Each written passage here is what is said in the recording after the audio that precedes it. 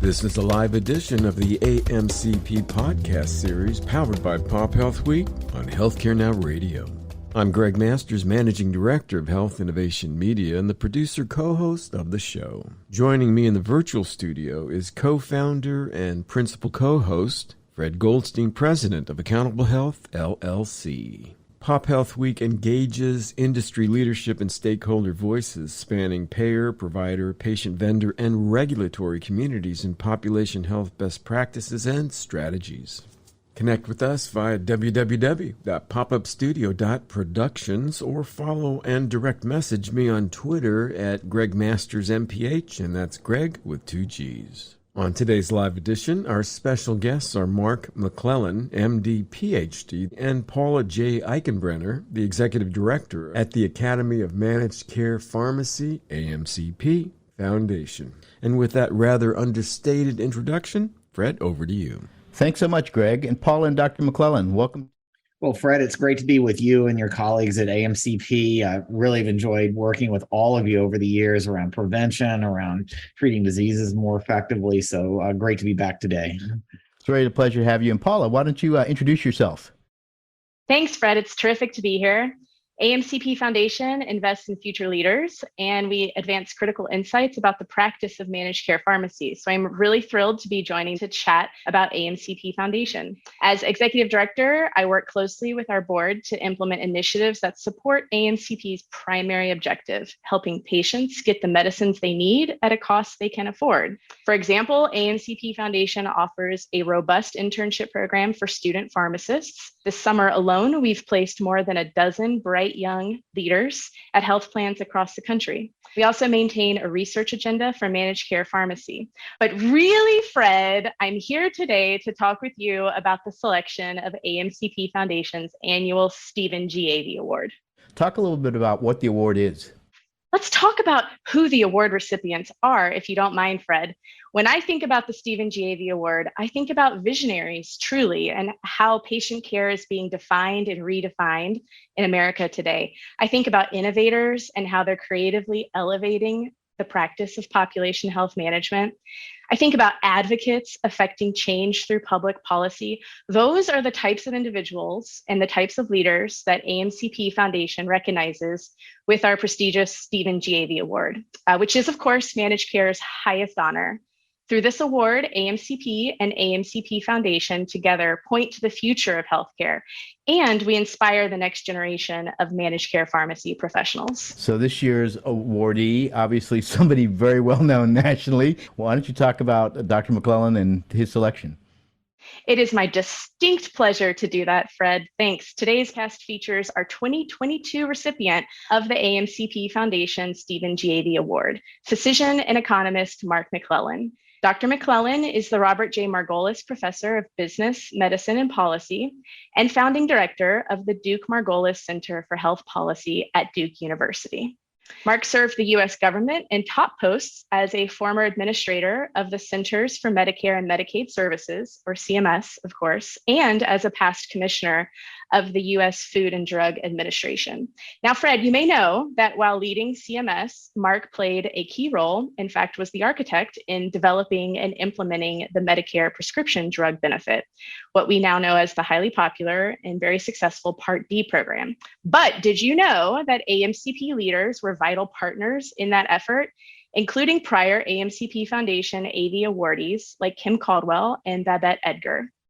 And did you know that after Part D was established, AMCP created the Guide to Pharmaceutical Payment Methods, the Sound Medication Therapy Management Programs, and numerous research publications? So I think that the ways in which Dr. McClellan has left a legacy through his distinguished record of public service is also an example for all of us in collaboration and pulling together partners to effect change.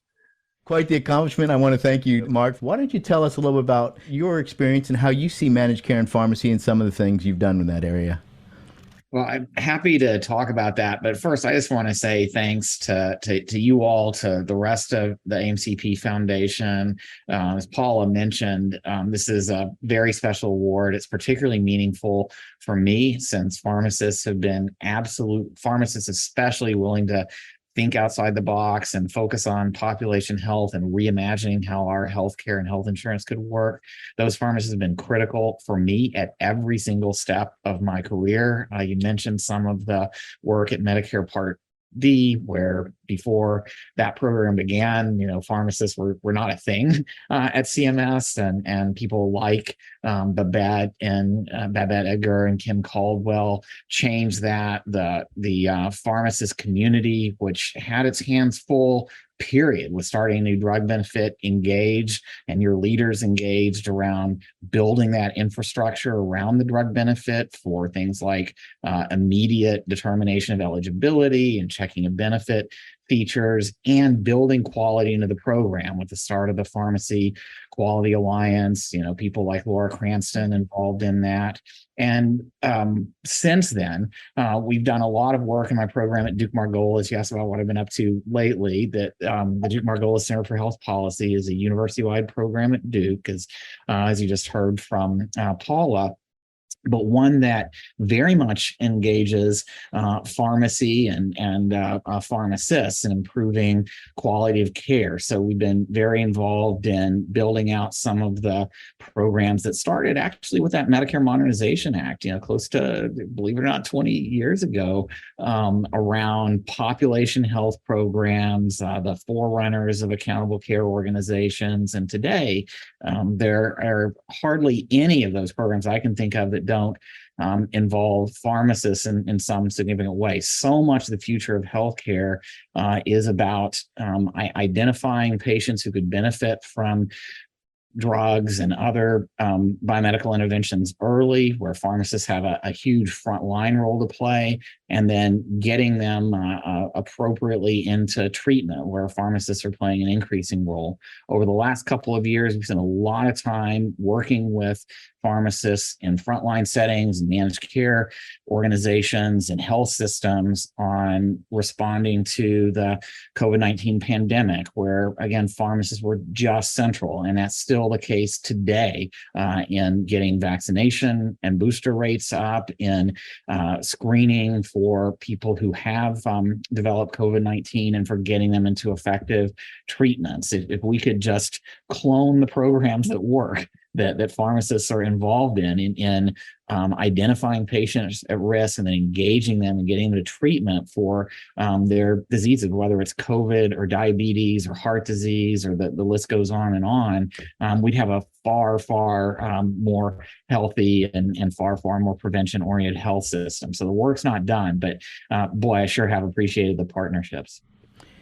Yeah, it's really amazing to think about, what's been accomplished, and you think back to the day and how pharmacists' roles were in the past, and then bring managed care into pharmacy and beginning to implement some of those programs we talked about, medication therapy management. You see the pharmacists getting out from behind the counter, and then all of this stuff about how do we integrate this into a value-based care model. And more recently, obviously, the COVID work, where pharmacists can now prescribe COVID. So what do you see, Dr. McClellan, as sort of the future? What are some of the other things you think we need to be looking at for pharmacists within this realm?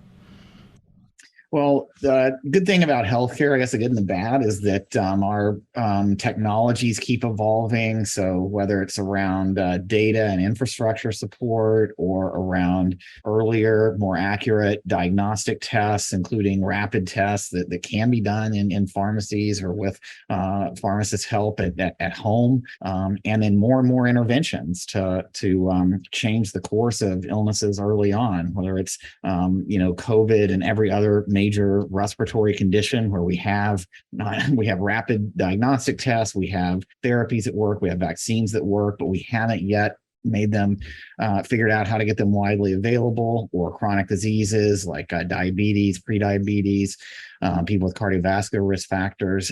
There's a common feature in all of these models of reaching people where they are out in the community, coordinating the use of the treatments in a way that makes for a viable, personalized clinical care pathway, and helping patients along with those decisions, where I think the future for pharmacy is really bright. But we do have some work to get there, and two areas, Fred, that maybe we could follow up a bit on. One is the way that we have set up our drug coverage and drug benefits. Medicare Part D was terrific at the time. I can't tell you, it was great to get to know pharmacists around the country, but, seniors who would just get up and hug me. Thank you. I can afford my medications now. Nothing like that experience. But I think the benefits kind of fallen behind. We've got a lot of people with high medication costs that really weren't what Part D was designed to address. We've learned a lot more about how to manage patient populations in a drug benefit. That, remember, the drug only coverage hadn't even existed before the Medicare Modernization Act. So it's time to modernize the benefit. And then, as I said, we've still got a ways to go on really getting person-focused, prevention-oriented, comprehensive care to individuals, and pharmacists have a critical role to play in that as well. So those would be, both are great topics for, I think, further work and hopefully for further leadership from pharmacists. And when you think about the idea of, on both of those questions, actually, do you see potentially the move to these value-based care models? Yeah, let me start with the pricing and cost, because I think if you talk to most Americans today, despite Medicare Part D and all of the things that have worked in that program, the premium has been close to flat. It's reaching many more people than we expected. It's doing so at a lower than expected cost, but the medical technologies here kind of outgrown the benefit structure. So back then in 2004, most drugs were for large populations. They were expensive by historical standards, in part because drugs were not even a major part of medicine when Medicare itself was created. It was really downstream care. A lot of treatments in the hospital and when people had developed medical complications. So Part D did help change that, but it didn't have a catastrophic benefit because that's not where most drug expenditures were. It was pretty lenient, I would say, on the drug plans, and that at the high end, the government picked up 80% of the costs of drug coverage, which isn't, you think about like incentives to negotiate, that probably isn't going to lead to really aggressive negotiation if the federal government's picking up 80% of the tab. So those things need to change. And there's been a lot of work over the past decade around what a modernized Part D benefit would look like. And right now, I've got two things coming together with congressional interest in this exact topic. One is there have been bipartisan proposals for how to modernize Part D, and that's actually largely incorporated in the legislative package that the Democrats in Congress are working on now. It would create catastrophic expenditure protection. So beneficiaries past $2,000 don't have to pay anything. That's really important because while, the rebates that we see are helpful in keeping premiums down, they're not necessarily helpful for those out-of-pocket costs for people who have high drug needs. And the fact that there's no out-of-pocket limit in Part D is also a problem. So this benefit would fix that. It would also create stronger incentives for the drug plans and the manufacturers to negotiate lower prices for these high-cost drugs, because it would shift the burden of those costs to the insurers, where frankly, I think it should be now that we've got like really good experience in understanding drug costs and understanding how to administer and update drug benefits. So that piece of legislation, I think, is really helpful. I think the concern here is, Fred, that just fixing, just trying to get to lower prices by itself isn't the whole problem. What we've seen in a lot of areas of care, take COVID, for example, a treatment can be free, Paxlovid, vaccines, and that still doesn't reach many people who can benefit. We still have seen big disparities emerge in outcomes and access, and that gets to the other thing that needs to change, which is our whole care models for using the medications and these, increasingly good diagnostic tests and supporting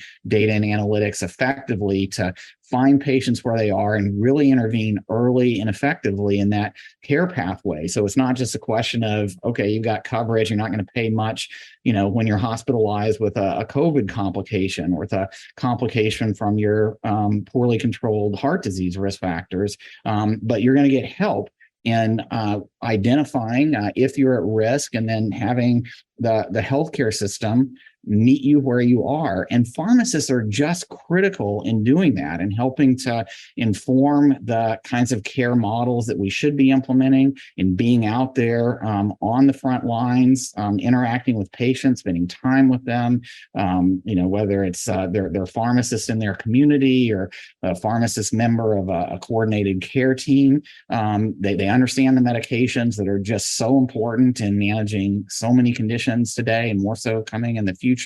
They have the ability to be the glue that puts a lot of these new care pathways together. And while we've made progress in implementing those models, there's still more to do. And that's why this is also a very high priority for CMS and many Medicare Advantage plans. Medicaid plans are finding that, just negotiating a low price for a drug doesn't solve the problem. It's necessary, but it's not sufficient. We've got to match that with payments to healthcare providers that support and sustain these kinds of care teams where pharmacists are playing an increasingly central role. Yeah, and I think one of the areas you're sort of touching on too, and I know AMCP is very involved in this, is this whole area of health equity. And if you're just tuning in, you're listening to a live edition of the AMCP podcast series powered by PopHealth Week. Our guests are Dr. Mark McClellan, the director, and Robert J. Margolis, MD, professor of business medicine and policy at the Margolis Center for Health Policy at Duke University, and Paula Eichenbrenner, the executive director of the Academy of Managed Care Pharmacy, AMCP Foundation. Paul, I know this is a really high priority for AMCP. Well, I was just going to jump in here and say that, in fact, addressing health disparities and ensuring more pharmacoequity is a key priority for AMCP and AMCP Foundation. Earlier this summer, we hosted a summit on health disparities, and I'm tracking with great interest some of the case studies that were showcased there and some of the other great work that I'm aware of. This summer, AMCP Foundation has been involved in a study with a health plan looking to have its prescriber base adopt more usage of the Z codes in the ICD-10 system. And so we're really looking at ways like that that can help us to refine and move towards the more preventive model of care that Dr. McClellan has pointed to. I think that, we all agree that there are disparities in care, right? And we agree about eliminating them, but let's acknowledge that there's a business case to do that too. When we make healthcare more equitable, we're typically making it more affordable for all stakeholders. So absolutely a key priority for our organizations. Yeah, this is a great way or the right way, I should say, to get healthcare costs down, not restricting access to valuable, innovative treatments or not updating our benefits to reflect what really matters. I think the challenge that we're finding in implementing these reforms is that the scope of activities or interventions that matter for a particular patient varies. And as we get more tools available, digital apps are great for interacting with some patients, not others. Some people, as you're saying, with the Z codes, those are intended to help capture some of these social factors that are, such important barriers for people who are having, issues with transportation or worried about where they're sleeping tonight or getting enough food for their families. They're, not going to be worried about complying with their or adhering to their medications. So we have to have effective ways of addressing those challenges, but they have to be personalized. So we have a, sustainable and affordable system. And that's putting more pressure on all of us in healthcare systems to develop new capabilities to be able to move, as Fred mentioned, in some of these new payment models with CMS advancing models like accountable care organizations and the new ACO REACH program that have explicit goals around improving outcomes, reducing inequities, reducing total costs of care. And with that, the healthcare providers get more flexibility, but that's tough because, you're accountable, not for just, okay, did the patient, did I prescribe that drug or did the patient pick up their prescription? But, did they actually get on the right medication? Is it actually, are they adhering to it? Is it actually having impact on their outcomes? And, the first reaction, understandably, for many healthcare providers is, well, look, my job's hard enough, especially after a couple of years of trying to deal with all the challenges of COVID, staffing and response and so forth. This seems like more work on top, but that's where I think some of the AMCP work and where we've seen like pharmacists can play increasingly critical roles in helping these teams stay together and work well together. One of these ACO supporting organizations, company called Upstream, actually relies on embedding, their main intervention, Fred, is embedding a pharmacist in a primary care practice to fill in these gaps, to be able to put together data and to maybe spend more time with individual patients where it's needed to understand why their adherence issues and to help the whole kind of team work together. It's not easy to do, but the good news is a lot of support from CMS for moving in this direction. And thanks to the AMCP Foundation work and others, more evidence, more case studies, more examples of how to succeed. So you've been inside the rooms for all these meetings, high-level government meetings, obviously policy work, medical work, et cetera. Do you think we're at an inflection point now to begin to see some sort of major shifts in the healthcare system that will allow for these newer models to flourish and ultimately root and grow? I think so. And partly that's driven by progress in biomedical technology. So, this pandemic for all of the preventable deaths and so forth that we were just talking about, all the inequities, it really has been incredible to see the speed with which, we now have very rapid, pretty, not perfect, but pretty reliable tests for diagnosis that can be used by pharmacists and others out in the community, by people directly over the counter tests. We've got treatments, we've got vaccines that need to be updated, and we can do better. But it really is, I think, a model for what the future is going to look more like. If you think about cancer, well, there are tests in development now actually starting to be in use that can help with earlier diagnosis through blood samples, not just of the big ones that we've been able to screen for to some extent before, breast cancer, colorectal, et cetera, but many others, pancreatic cancer, thyroid, liver, et cetera, where we haven't been able to intervene as early or effectively. The treatments are getting better. And I think that's going to push Fred, create more pressure for moving to these models that help put people back at the center. So they're not just feeling like they've got to coordinate across social issues and different kinds of specialties and so forth, but they really can get access. They can be part of a health system built around them that really is a health system that is designed and can help keep them well. To make that work, we do need to make further progress on payment reform. So that's why I'd like to accompany some of the steps like we're seeing right now with this interest in Medicare Part D to make the benefit more comprehensive and to create more pressure for price negotiation by the drug plans, to complement that with other steps like more movement towards this whole person accountability, including accountability for reducing inequities that's challenging for healthcare providers. But again, it can be done. Yeah, and as you pointed out earlier, it's really about bringing together a team to solve that kind of a problem, because you need the pharmacists in there, may need some behavioral health specialists in there, community resource coordinators, et cetera, working with the patient. So I really want to thank you. I mean, the work you've done has just been fascinating over the years, and obviously a well-deserved award. So just congratulations on that effort.